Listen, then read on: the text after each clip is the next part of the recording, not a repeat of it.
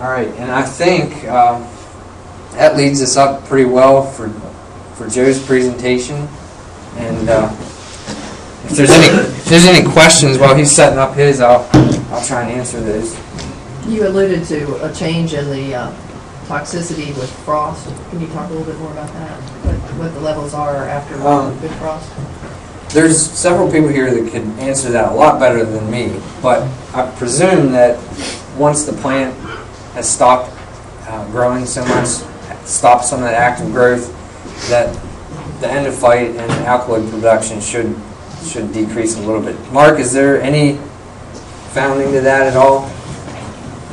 There is a little bit. There's not a lot of hard number evidence that is, when you say the frost, that it's going to just drop, because one of the things that we see, you showed a much lower value in hay. When we tend to cut off fescue and make dry hay, it goes down quite quickly. When we make baleage, we preserve a green forage. In baleage, the decline in it's slower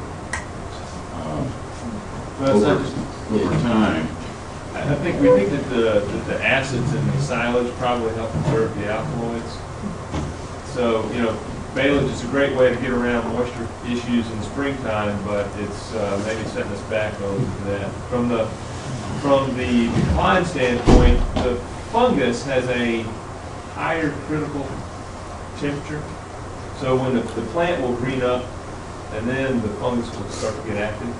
So probably in the fall, that plant may still be kicking along a bit, and the fungus may be shutting down earlier. I'm not a complete expert on that, but some of the data says that's part of the benefit of using stockpile and getting on that as late as possible. So if you've got other materials that you can stockpile, raise that first and go to that fescue last, because those alkaloid levels will decline. And that may just be natural decay as opposed to the fungus producing it or being less active. I don't know the mechanism behind that, but we do have some data that says those alkaloids can decline. Your sampling will provide us some Yeah. good information in that regard.